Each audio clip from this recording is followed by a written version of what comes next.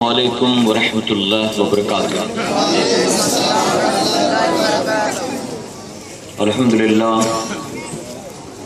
الحمدللہ رب العالمین والعاقبۃ للمتقین والصلاة والسلام علی سید الانبیاء والمرسلین، اما بعد فاعوذ باللہ من الشیطان الرجیم، بسم اللہ الرحمن الرحیم۔ اہدنا الصراط المستقیم صراط الذین انعمت علیہم غیر المغضوب علیہم ولا الضالین۔ صدق اللہ مولانا العلی العظیم وصدق نبی الامین المختار الکریم، ونحن علی ذلک لمن الشاہدین والشاکرین والحمد للہ رب العالمین۔ باد توحید کے متوالوں، شمع رسالت کے پروانوں، غوث و خواجہ اور رضا کے چاہنے والوں، آئیے سب سے پہلے ہم اور آپ نہایت ہی ادب اور احترام کے ساتھ اپنے اور ساری کائنات کے مرکز عقیدت جناب محمد رسول اللہ صلی اللہ علیہ وسلم کی بارگاہ بے کس پناہ میں جس طرح سے میں آپ کو پڑھاؤں، میرے ساتھ مل کر بآواز بلند ہدیہ غلامی درود و سلام کے انداز میں پیش کریں۔ پڑھیں الصلاۃ والسلام علیک یا رسول اللہ، الصلاۃ والسلام علیک یا حبیب اللہ، الصلاۃ والسلام علیک یا نبی اللہ، وعلی آلک وصحابک یا نور اللہ، صلی اللہ تعالی علیہ وسلم۔ رب کعبہ کی بارگاہ میں دعا ہے، مولا اپنے حبیب صاحب الاولاق صلی اللہ تعالی علیہ وسلم کے صدق و طفیل ہم تمام حاضرین اور سامعین کو تو دم واپسی تک حق کہنے، حق سننے اور اپنے حق والے بندوں کے دامن سے وابستہ رہنے کی توفیق عطا فرما۔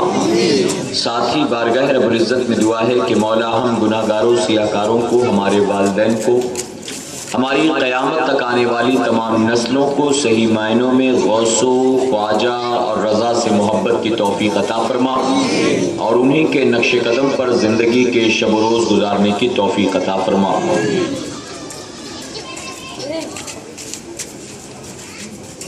طریق مصطفیٰ کو چھوڑنا ہے وجہ بربادی، طریق مصطفیٰ کو چھوڑنا ہے وجہ بربادی، اسی سے قوم دنیا میں ہوئی بے اقتدار اپنی، اور ہمیں کرنا ہے شہنشاہ بطحا کی رضا جوئی، ہمیں کرنا ہے شہنشاہ بطحا کی رضا جوئی، وہ اپنے ہو گئے تو رحمت پروردگار اپنی۔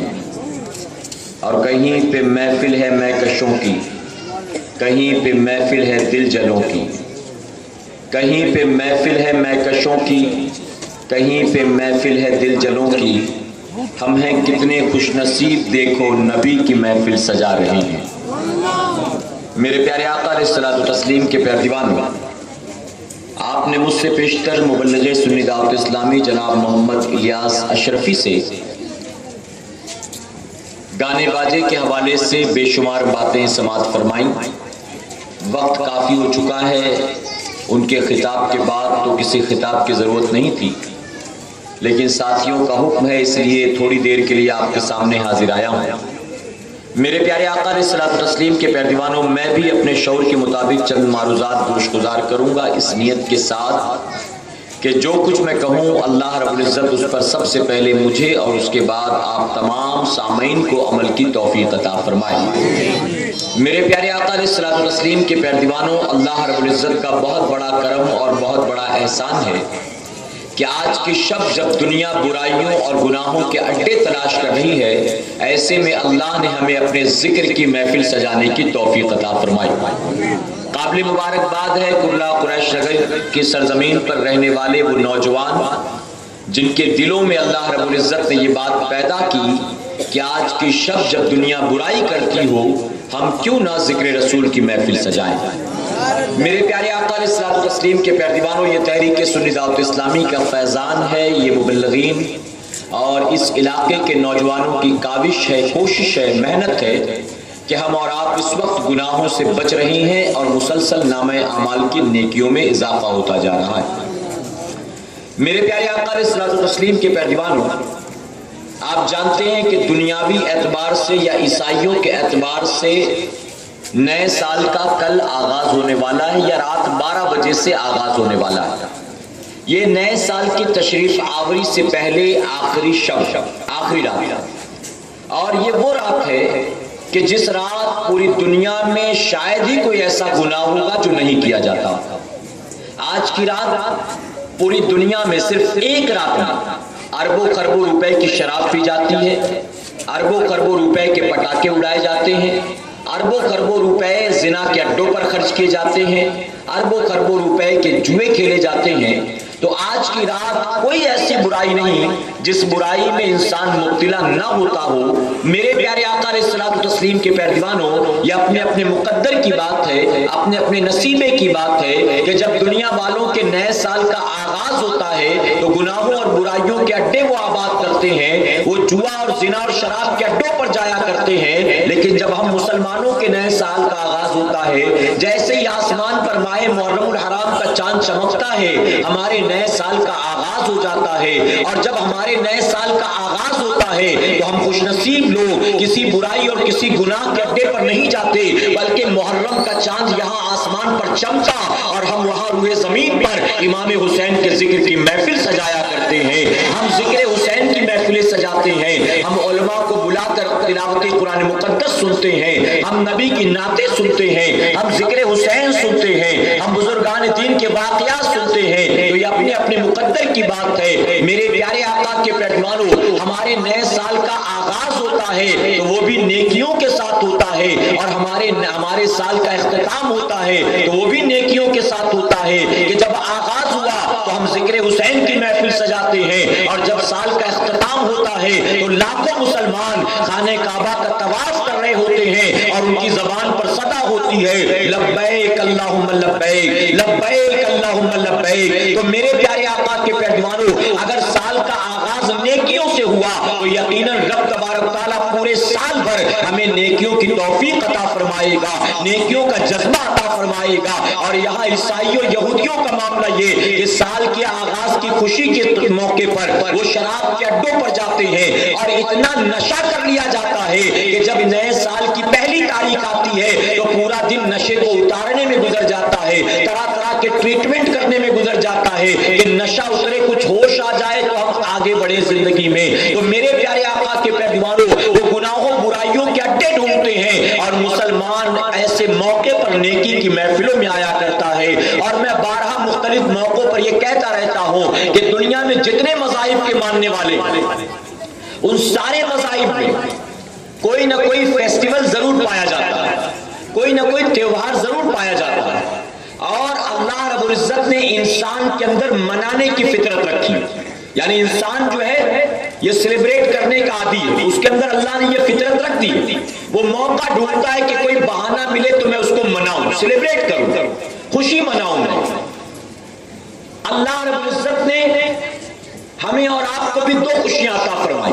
سال میں اللہ نے ہم کو دو تہوار دیے، ایک عید ہے، دوسرا بقرہ عید۔ یہ دو خوشیاں اللہ نے ہمیں اور آپ کو یعنی ایمان والوں کو عطا فرمایا۔ دنیا کے باقی مذاہب والوں کو جب کوئی تہوار ملتا ہے تو انہیں صرف تہوار ملتا ہے، کیسے منائے انہیں پتہ نہیں ہوتا، کیسے منائے انہیں معلوم نہیں۔ اور یہی وجہ ہے کہ جتنے بھی تہوار آئے سب کو ایک ہی طریقے سے منایا جاتا ہے۔ کوئی تہوار آیا، ہولی آ گئی چلو شراب پی لیں، دیوالی آ گئی چلو شراب پی لیں، راکھی آ گئی چلو شراب پی لیں۔ تو جو بھی تہوار آئے بس وہ شراب پیتے، جوا کھیلتے، زنا کرتے، ناچتے، گھومتے پھرتے، علاوہ اس کے ان کو سیلیبریشن کا طریقہ نہیں آتا۔ لیکن رب تبارک تعالیٰ نے جب ہم ایمان والوں کو عید اور بقرہ عید کی شکل میں دو خوشیاں عطا فرمائی تو خوشیاں دینے کے بعد چھوڑ نہیں دیا کہ بندے جا اپنی مرضی سے منا لینا، اپنی حیثیت کے مطابق منا لینا، امیر ہوگا تو مٹھائیاں کھائے گا، غریب ہوگا تو وہی فاقہ کشی میں دن گزارے گا۔ نہیں، بلکہ اللہ رب العزت نے جب عید بقرہ عید کی شکل میں دو خوشیاں عطا فرمائی تو اس کو منانے کا طریقہ بھی عطا کر دیا۔ اے میرے بندو، تم روزانہ دن اور رات میں 5 وقت میرا سجدہ کرتے ہو. آج عید کا دن ہے, آج بقرہ عید کا دن ہے, آج خوشی کا دن ہے, آج فیسٹیول کا دن ہے. آج صرف 5 وقت نماز پڑھنے سے کام نہیں چلے گا, آج تجھ کو 2 رکعت نماز زیادہ ادا کرنا پڑے گا. اسی لیے عید بقرہ عید کے دن 2 رکعت نماز واجب قرار دے دی جاتی ہے. ہم جو عید بقرہ عید کے موقع پر پڑھتے ہیں تو گویا رب تبارک تعالیٰ نے ہمیں جب تہوار دیا تو منانے کا طریقہ بھی دیا کہ میرے سجدوں کے ذریعے اس کو سیلیبریٹ کیا کرو, میرے سجدوں کے ذریعے تم اس کو منایا کرو.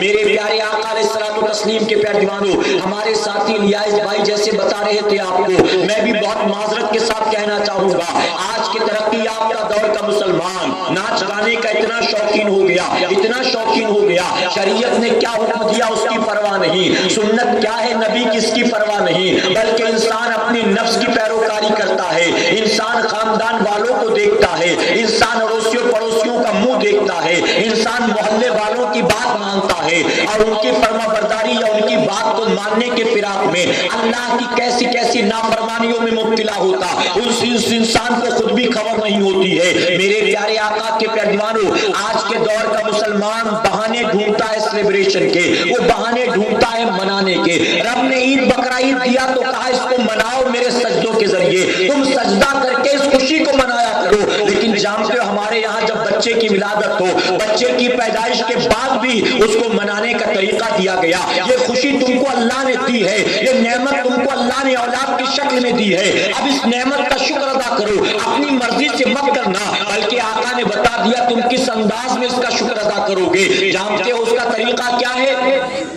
فرمایا گیا بچے کی ولادت تو بچے کی ولادت کے بعد 7ویں دن عقیقہ کرنا سنت. 7ویں دن عقیقہ کرو.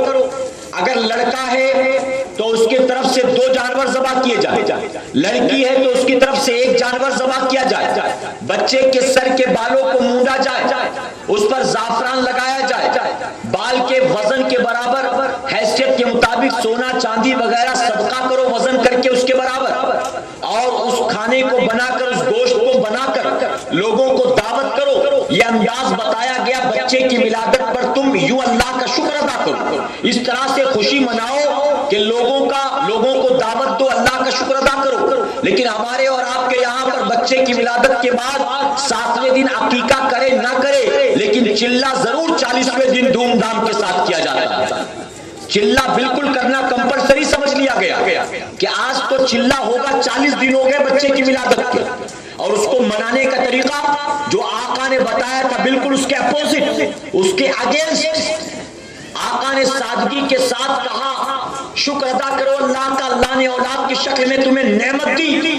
لیکن یہاں ڈی جے سسٹم لگایا جاتا ہے, ناچنے گانے کا اہتمام ہوتا, اور صرف نوجوان آوارہ لڑکے ہی ناچتے یا ٹھمکا لگاتے نظر نہیں آتے, بلکہ تعجب ہوتا ہے دیکھ کر کہ مسلمان کے گھر میں بچہ پیدا ہوا, اب اس بچے کی پیدائش کی خوشی میں معاذ اللہ ہجڑوں کو نچایا جاتا ہے, ہجڑے بھی ناچتے نظر آتے ہیں, اور ماں یہ سوچتی ہے, خاندان والے یہ سوچتے ہیں اگر ہجڑا دعا کر دے گا تو میرے بچہ کامیاب ہو جائے گا, میری بچے کی زندگی سنور جائے گی. اے مسلمانوں, یہ بہت بڑی غلط بات ہے, یہ بہت بڑی غلط مینٹلٹی ہماری آپ کی. ہم یہ سمجھتے ہجڑا دعا دے گا تو بچہ ترقی کر لے جائے گا.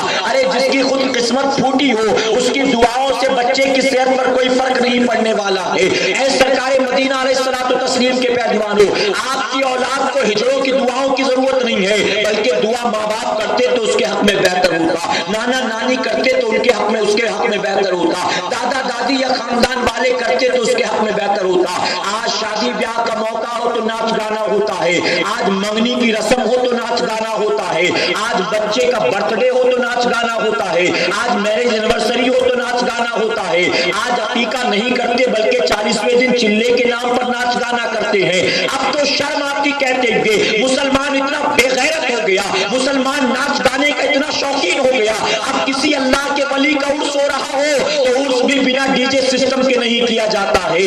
آگے بڑے بڑے اسپیکر لگا کر اس پر یا تو میوزیکل نعتیں بجائی جاتی ہیں یا تو قوالیاں بجائی جاتی ہیں, اور اس کے آگے آگے نوجوان جو ہے رومال ہلاتے ہوئے, جھنڈا ہلاتے ہوئے, ٹھمکے لگاتے چلتا ہے. ایسا لگتا ہے جس ولی کی بارگاہ میں ہم چادر پیش کر رہے ہیں ان کو معاذ اللہ ڈھول گھنگروؤں سے بڑی محبت تھی, ان کو ڈھول طبلے اور ہارمونیم سے محبت تھی معاذ اللہ۔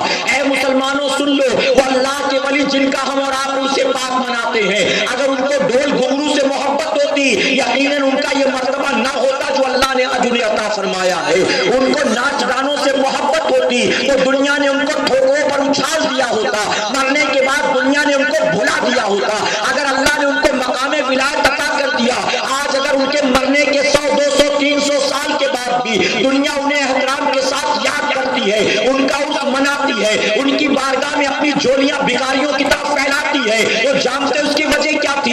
وجہ صرف اور صرف ایک ہے، انہوں نے ناچ گانوں سے محبت نہیں کی ہے، انہوں نے محبت کی ہے تو قرآن کی تلاوت سے محبت کی ہے، اللہ کے سجدوں سے محبت کی ہے، نبی کی سنتوں سے محبت کی ہے۔ ارے مجھے تو غیرت آتی ہے کہتے ہوئے مخدوم ماہمی رحمت اللہ علیہ کا عرس چل رہا ہے، دھوم دھام سے سندل، یہاں ٹریفک جام، وہاں راستہ بلاک، اور اس سندل میں کون ہوتا ہے؟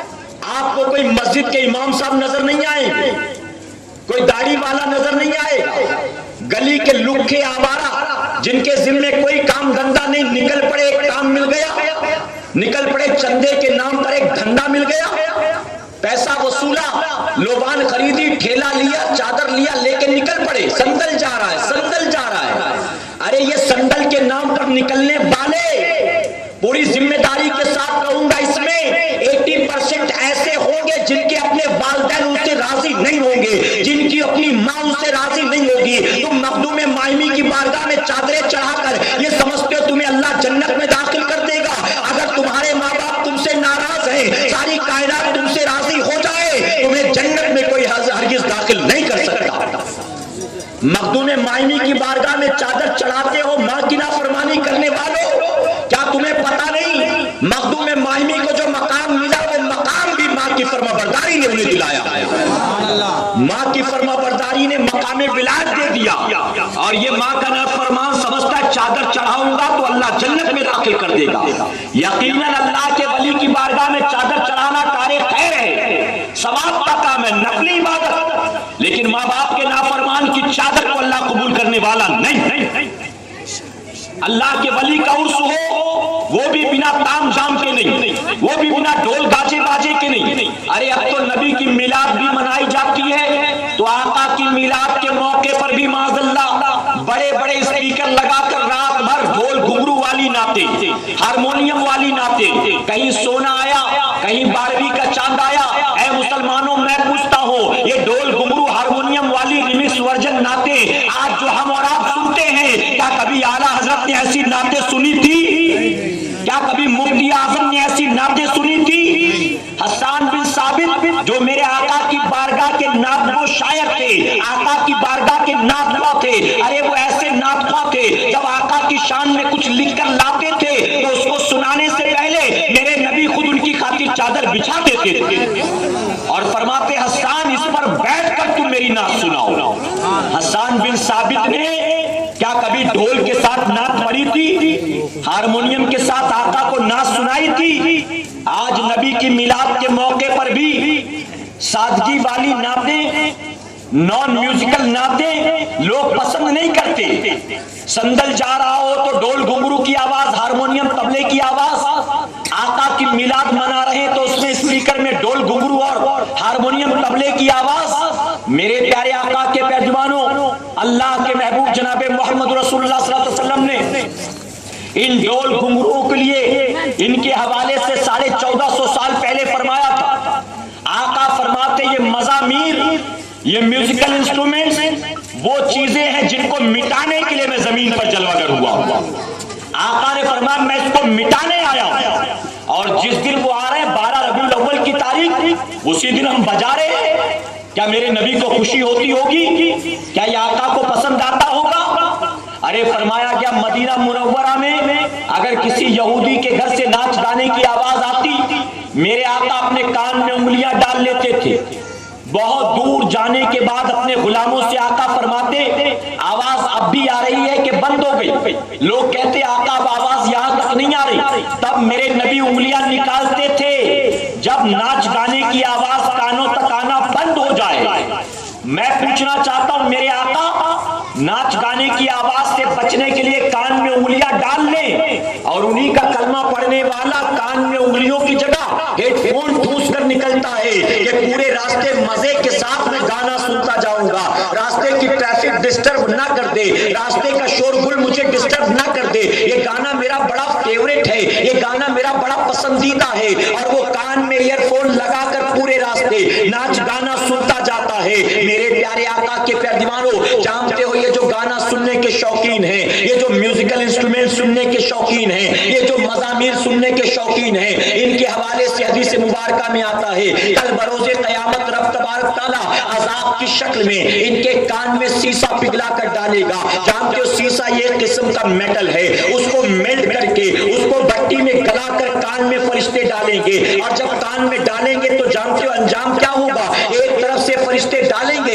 और दूसरी तरफ से वो भेजा वगैरह सब साथ में लेकर निकल जाएगा, अपने साथ कान को लेकर वो बाहर आ जाएगा। मैं पूछना चाहता हूँ, एक चींटी चली जाए तो तड़प उठते हो, अगर नहाते वक्त थोड़ा पानी चला जाए तो बर्दाश्त नहीं कर पाते हो, कल क़यामत के दिन जब शीशा पिघलाकर कानों में डाला जाएगा, क्या उस तकलीफ को बर्दाश्त कर सकोगे? क्या उस अजाब को बर्दाश्त कर सकोगे? ऐ सरकारे मदीना अलैहिस्सलातु तस्लीम के प्यारे दीवानों, आज कौन से मुसलमान का घर ऐसा है जहां से माज़अल्लाह ढोल घुंघरू की आवाज ना आती हो? मैं बारहा हर मकाम पर ये बात कहता हूँ, आज मुसलमानों के घर से सिर्फ ढोल घुंघरू की आवाज नहीं आती, बल्कि माज़अल्लाह टीवी सीरियल के नाम पर, डेली सोप के नाम पर, फिल्मों के नाम पर एक मुसलमान के घर से आज पूजा प्रार्थना की आवाज आती है, आज मंदिर के घंटों की आवाज आती है, आज शंख की आवाज आती है, आज श्लोक की आवाज आती है। मुसलमान सोचता है मैं थोड़ी ना पूजा कर रहा हूँ, मैं थोड़ी ना आरती कर रहा हूँ, मैं तो सीरियल देख रहा हूँ, ये पूजा प्रार्थना तो सीरियल के अंदर हो रहा है।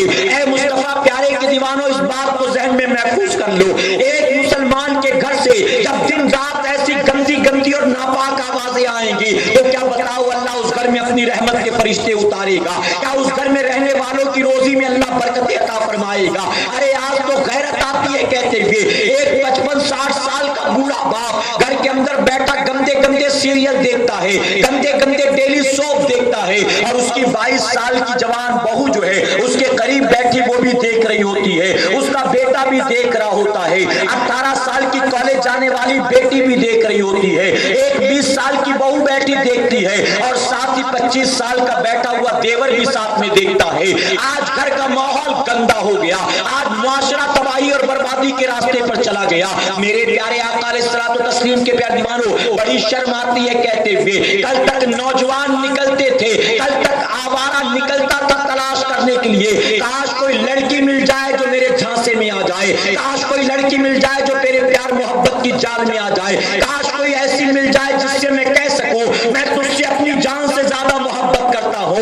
लोग कल निकलते थे तलाश करने के लिए, कहीं कोई लड़की मेरे झांसे, मेरे जाल और मेरे इश्क मोहब्बत की बातों में आ जाए, लेकिन आज टीवी सीरियल और फिल्मों की बुनियाद माहौल इतना गंदा हो गया कि आज 17-18 साल की लड़कियां जब निकलती हैं तो उनके दिल में भी ये तमन्ना होती है, काश कोई मुझे भी चाहने वाला कहीं मिल जाता, कोई मुझे भी गिफ्ट देने वाला मिल जाता, कोई मेरा भी मोबाइल रिचार्ज कराने वाला मिल जाता, कोई मेरे भी नाज़ो नैम बर्दाश्त करने वाला मिल जाता, कोई मुझे भी बाइक वाला मिल जाता, कोई मुझे भी घुमाने फिराने वाला मिल जाता।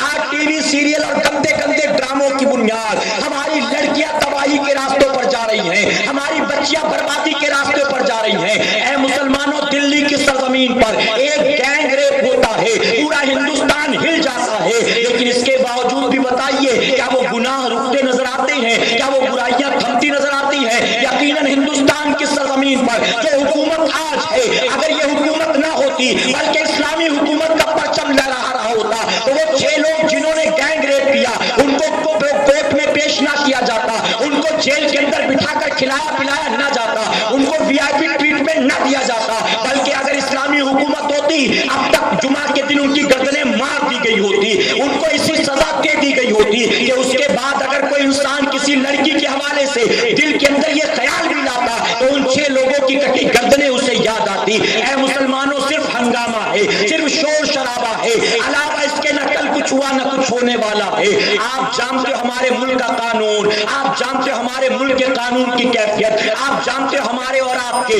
पॉलिटिशियंस का हाल कैसा है। मेरे प्यारे आका के प्यारे دیوانوں، کیف ان تمام باتوں پر میں ماتم نہیں کرتا، مجھے افسوس اس بات کا ہے آج دنیا جن برائیوں جن گناہوں میں مبتلا ہو رہی ہے اس میں مسلمان بھی کاندھے سے کاندھا ملا کر ان برائیوں میں مبتلا نظر آتا ہے، ان گناہوں میں مبتلا نظر آتا ہے۔ اگر دلی کی سرزمین پر ایک بچی کو اٹھا کر جبرن اس کے ساتھ 6 لوگ جو ہے زنا کرتے ہیں تو یہی سب کچھ بامبے میں بھی ہوا، اور بامبے میں جب گرفتار کیا گیا تو پتا چلا وہاں تو کوئی مسلمان نہیں تھا، اللہ کا احسان ہے، لیکن یہاں وہی کانڈ کرنے والا ایک مسلمان نکلتا ہے۔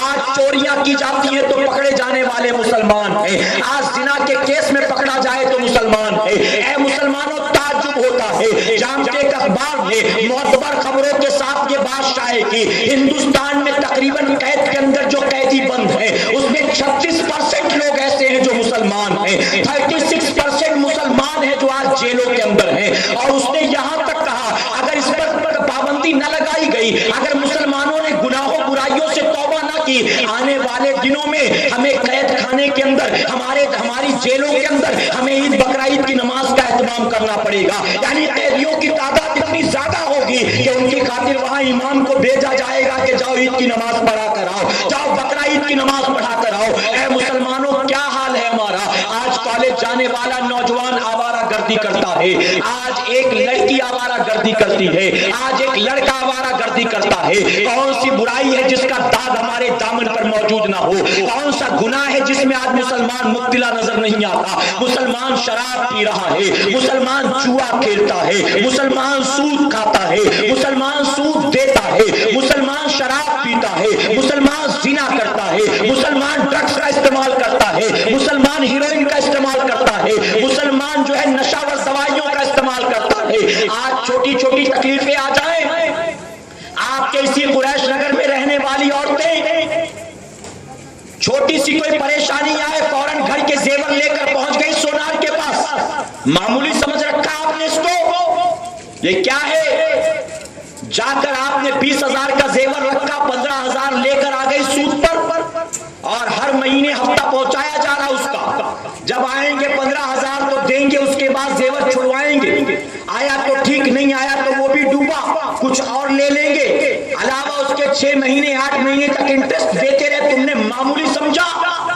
فرمایا کیا سود کھانے والا یا اس کاروبار کو شے دینے والا، میرے آقا فرماتے ہیں، سن لو کان کھول کے، فرماتے سود کھانے والا اپنی ماں کے ساتھ زنا کرنے والے سے بدتر، اپنی والدہ کے ساتھ زنا کرنے والے سے بدتر ہے۔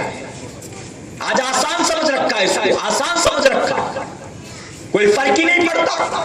ضرورت آئی 2,000 کی ضرورت تھی، لے گئے 5,000 کا زیور، 5,000 کی ضرورت تھی، لے گئے 10,000 کا زیور۔ اے سرکار مدینہ علیہ الصلوۃ والتسلیم کے پیارے دیوانوں، میں پوچھنا چاہتا ہوں آج دنیا میں جو کچھ ہو رہا ہے ہمارے خلاف، کیا کوئی بات ڈھکی چھپی ہے؟ کیا کچھ ایسا ہے جو ہم کو پتا نہیں ہے؟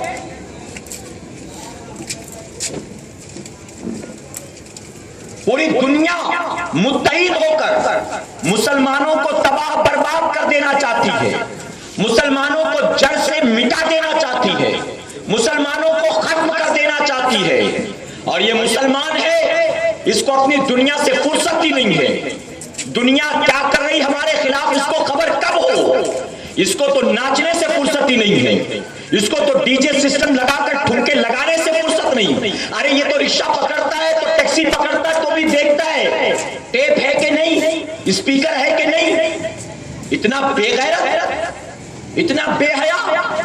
میں پوچھنا چاہتا ہوں، ابھی آپ نے چند دنوں پہلے ذکر حسین کی محفل سجائی ہوگی، خوب تعزیہ بھی نکالا ہوگا، خوب کھچڑا بھی مزے سے کھایا ہوگا، شربت بھی لوٹا ہوگا، نان کھٹائیاں بھی لوٹی ہوں گی۔ میں پوچھنا چاہتا ہوں، امام علی مقام کا یزید فلید کے ساتھ جھگڑا کس بات کا تھا؟ کیا جھگڑا تھا؟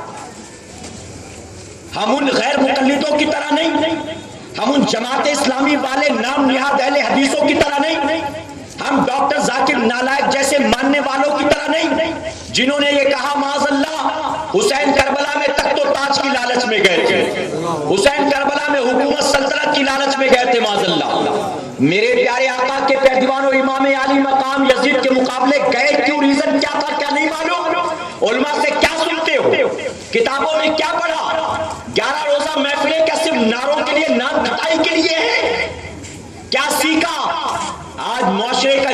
لینے کے بعد معذرت کے ساتھ کہنا پڑتا ہے ہمیں اور آپ کو داستان کربلا یاد ہے، پیغام کربلا تو ہمارے باپ دادا نے ہی فراموش کر دیا، ہمیں کیا پتا ہوگا، باپ دادا ہی بھول گئے پیغام کربلا کیا کیا۔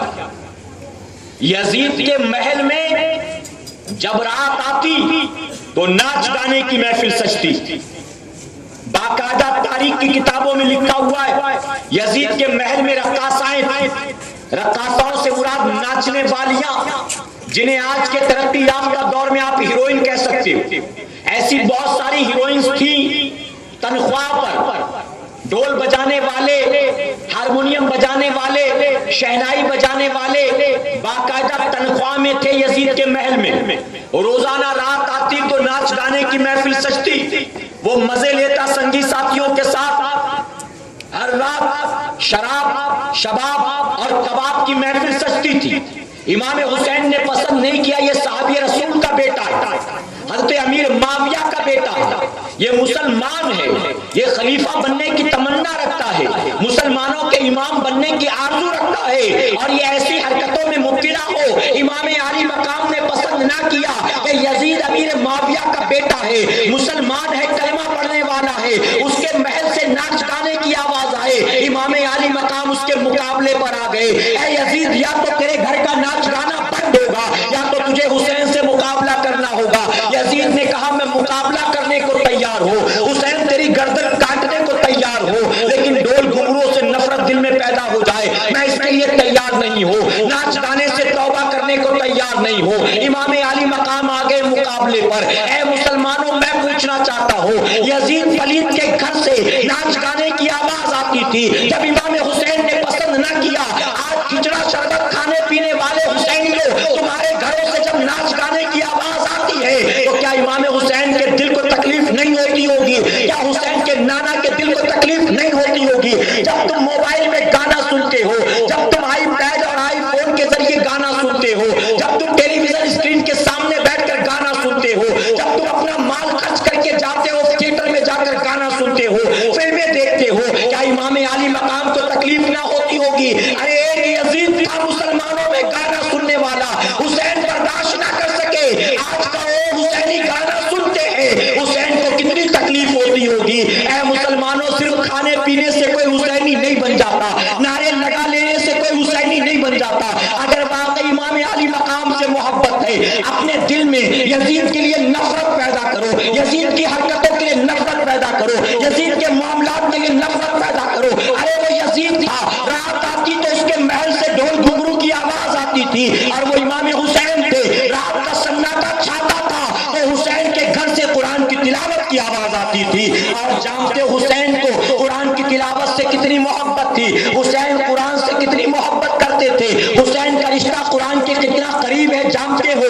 اے مسلمانوں، حسین کی محبت تھی تو تھی قرآن سے، کہ میرے آقا نے فرمایا تھا میں فتنوں کے پرفتن دور میں دو چیزیں تمہارے درمیان چھوڑے جاتا ہوں، جو ان دو چیزوں کو مضبوطی سے تھامے گا اللہ اس کے ایمان کی حفاظت فرمائے گا۔ وہ دو چیزیں کیا تھیں؟ آقا نے فرمایا ایک تو قرآن ہے اور دوسرا میری اہل بیت ہے، امام حسن اور حسین ہے۔ اے مسلمانوں، اہل بیت کا رشتہ قرآن کے ساتھ کتنا مضبوط ہے، آؤ ذرا حسین کو اور قرآن کو دیکھ لو، حسین کو قرآن سے کتنی محبت ہے۔ حسین مکہ معظمہ میں ہے، رات کا سناٹا آتا ان کے کمرے سے قرآن کی تلاوت کی آواز آتی تھی۔ حسین مدینہ منورہ میں ہے، ان کے کمرے سے قرآن کی تلاوت کی آواز آتی ہے۔ حسین کا خیمہ آ کر لگ گیا کربلا کے میدان میں، رات کا سناٹا چھاتا تو حسین کے خیمے سے قرآن کی تلاوت کی آواز آتی تھی۔ ارے حسین صرف مکہ معظمہ میں یا کربلا میں قرآن کی تلاوت نہیں کرتا تھا، یزیدیوں نے گردن کاٹ دیا، کاٹ کر حسین کے سر کو نیزے پر چڑھا دیا، حسین نیزے پہ چڑھ کر بھی قرآن کی تلاوت کرتے نظر آتے ہیں، قرآن پڑھتے نظر آتے ہیں۔ آج حسین کا نام لینے والا، آج حسینی کہلانے والا، ارے مکتب میں جا کر قرآن کیا پڑھے، مسجد میں جا کر قرآن کیا پڑھے، اپنے گھر میں بیٹھ کر قرآن کیا پڑھے، جب وقت ملتا ہے تو گانے سنتا ہے، صبح اٹھتا ہے تو ہاتھ باغ میں دھوتا ہے، استنجا باغ میں کرتا ہے، سب سے پہلے ٹیلی ویژن آن کرتا ہے، اور جانتے بڑا عجیب معاملہ ہو گیا۔ کل تک پوزیشن یہ تھی جب صبح رمضان شریف میں اٹھتا تھا سحری کرنے کے لیے تو سحری سے فارغ ہونے کے بعد جماعت کا وقت آنے تک بیٹھ کر قرآن شریف پڑھتا تھا. جب افطار کے لیے دسترخوان پر بیٹھتا تو وہ جانتا تھا یہ وقت دعا کی مقبولیت کا، اس وقت اللہ دعائیں قبول کرتا ہے. وہ ہاتھ اٹھاتا تھا، دامن پسارتا تھا، اللہ کی بارگاہ میں بھیک مانگتا تھا. لیکن ایسا نظام پیدا کر دیا گیا ٹیلی ویژن کا کہ اب صبح اٹھو سحری کے لیے تو آپ سحری بعد میں کرنا، پہلے سحری ٹائم دیکھو. ٹی وی چالو کرو، سحری ٹائم آ رہا ہوگا. افطار کے لیے بیٹھو، اللہ سے دعا نہ کرو، دعا کوئی اور لندن میں کر رہا ہوگا. آپ صرف ٹی وی چالو کر کے بیٹھ جاؤ، افطار ٹائم دیکھ لو. آج شب قدر آئے تو ٹیلی ویژن کے سامنے، شب معراج آئے تو ٹیلی ویژن کے سامنے. ارے کل تک یہ مسلمان ایسی مبارک راتیں آتی تھی، اپنا گھر چھوڑ کر نکلتا تھا، اللہ کے گھر میں جاتا تھا، چند نیکیاں حاصل کرتا تھا، کچھ اللہ کے سجدے کرتا تھا، اللہ کی عبادت کرتا تھا. ایسا مصروف کر کے رکھ لیا اس کو. راتیں آئے تو ٹیلی ویژن دیکھنے میں گزر جاتی ہیں، شب قدر آئے تو ٹیلی ویژن دیکھنے میں گزر جاتی ہے. اے مصطفیٰ پیارے کے دیوانوں، اپنے دلوں میں گناہوں کے لیے نفرت پیدا کرو، اپنے دلوں میں برائیوں کے لیے نفرت پیدا کرو، اپنے دلوں میں نیکیوں کا جذبہ پیدا کرو. اور جانتے ہو، پوری ذمہ داری کے ساتھ کہوں گا، اگر آپ نے پچھلے سال 31 دسمبر کسی گناہ کسی برائی کے اڈے پر گزارا تھا، آج اللہ نے آپ کو روکا، یہاں آنے کی توفیق دی، تو یقین جاننا وہ رحیم، وہ کریم، وہ ستار، وہ غفار آپ کا آنا ہی صرف قبول نہیں کرے گا.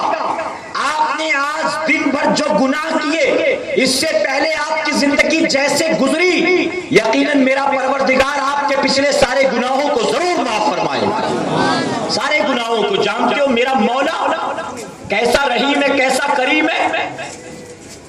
فرمایا گیا جب میرا بندہ ایک مرتبہ مجھے آواز دیتا ہے، یا اللہ، یا رحمان، تو رب تبارک تعالیٰ فرماتا ہے اپنے بندے کی اس آواز پر میں 70 مرتبہ لبیک کہتا ہوں. بندہ کہتا ہے اللہ، رب فرماتا ہے لبیک یا عبدی، لبیک یا عبدی، حاضر ہوئے میرے بندے، حاضر ہوئے میرے بندے. ایک روایت میں یہاں تک آتا ہے ایک بت پرست تھا، مسلمان نہیں تھا، بتوں کا پجاری تھا. اس کے گھر میں ایک بت تھا، 70 سال تک اس بت کی پوجا کرتا رہا. 70 سال تک چڑھاوے چڑھاتا، تلک لگاتا، آرتیاں اتارتا، پرارتھنائیں کرتا، منتیں مانگتا، جو کچھ بن پڑتا کرتا.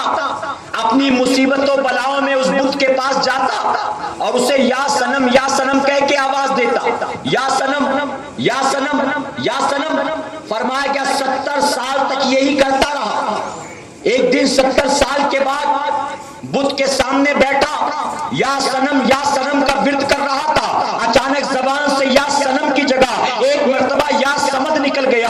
جیسے اس نے کہا یا سمد، رب نے فوراً فرمایا لبیک یا عبدی، لبیک یا عبدی.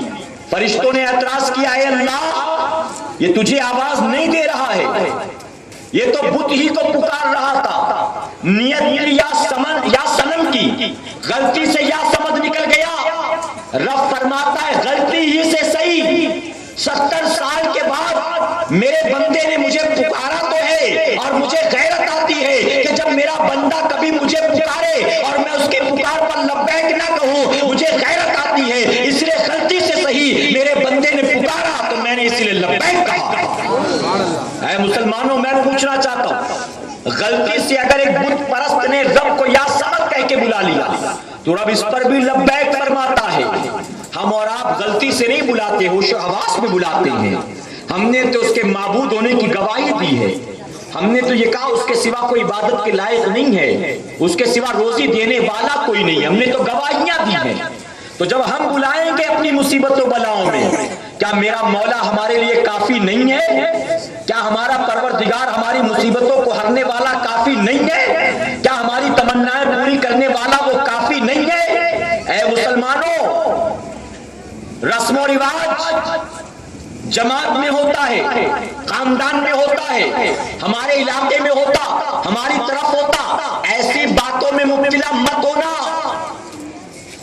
گھر میں شادی بیاہ ہو، آپ نے یہ ارادہ کیا کہ میں ناچ گانے کے بغیر کروں گا سادگی کے ساتھ، لوگ آ کر کہیں گے پتہ ہی نہیں چل رہا ہے کہ شادی کا گھر ہے کہ میت کا گھر ہے۔ ارے شادی کا گھر ہے تو کچھ دھوم دھام ہونی چاہیے، کچھ ناچ گانا، کچھ مزے ہونے چاہیے، یہ کیا بنا رکھا؟ ایسی باتوں میں ہرگز مت آنا لوگوں کی، بلکہ یہ سمجھ لینا کہ ان گناہوں برائیوں کی طرف دعوت دینا شیطان مردود کا کام ہے، اور نیکیوں کی طرف دعوت دینا یہ میرے نبی کا کام ہے۔ میرے آقا نے منع کیا ناچ گانے سے، اب مجھے آقا کی بات ماننی ہے کہ شیطان مردود کی بات ماننی ہے؟ مجھے امام علی مقام کے نقش قدم پر زندگی گزارنا ہے کہ یزید پلید کے نقش قدم پر زندگی گزارنا ہے؟ اب ہمیں فیصلہ کرنا ہے، اور اسی فیصلے کے ساتھ میرے پیارے آقا کے پیروانوں اپنے آپ کو ان برائیوں سے بچانا ہے اور نیکیوں کے سانچے میں ڈالنا ہے۔ بتاؤ کوشش کرو گے انشاءاللہ؟ یہ چند معروضات تھے جو میں نے آپ کے گوش گزار کیا۔ میرا موضوع ابھی انکمپلیٹ تھی، چونکہ میرا ابھی ایک اور بیان یہی آپ کے کرلا قریش نگر میں ٹیکسی سٹینڈ پہ، مجھے یہاں سے وہاں جانا ہے میرے پیارے آقا کے پیروانوں، تو میں اجازت چاہتا ہوں، میں وہاں جاؤں گا، یہاں اجتماع ختم ہونے کے بعد آپ وہاں آئیں گے کہ انشاءاللہ؟ آج دنیا جاگ رہی ہے، اور آپ جانتے تھوڑی دیر کے بعد پٹاخے بازیاں شروع ہو جائیں گی، تھوڑی دیر کے بعد، تو جب دنیا پٹاخے بازی کر رہی ہوگی ہم اس وقت اللہ کا ذکر سن رہے ہوں گے انشاءاللہ۔ تو تھوڑی دیر کے بعد جب یہ اجتماع ختم ہو تو آپ ہمارے ساتھی رضا بھائی گورے گاؤں سے آئے ہیں بہت دور سے، تو یہ آپ کو 2-3 نعت شریف سنائیں گے، اجازت ہے آپ سنیں گے آپ انشاءاللہ؟ بس 2-3 نعتیں یہ سنائیں گے، تب تک میں وہاں پہنچ جاؤں گا، اور پھر یہاں صلاۃ والسلام دعا ہوگی، اور پھر یہاں کے بعد آپ وہاں آئیں گے کہ انشاءاللہ، اور وہاں آپ میرا خطاب بھی سنیں گے، اور انشاءاللہ وہاں اجتماعی ذکر اور دعا بھی ہوگی، مختصر سی ذکر اور دعا بھی ہوگی۔ کل 1 تاریخ ہے، ویسے بھی گورنمنٹ ہالیڈے ہے، چھٹیاں ہیں زیادہ تر، تو آج اگر ہم تھوڑی دیر جاگ بھی لیں تو کوئی مسئلہ نہیں ہے، ممکن ہے اللہ آج کا جاگنا قبول فرما لے۔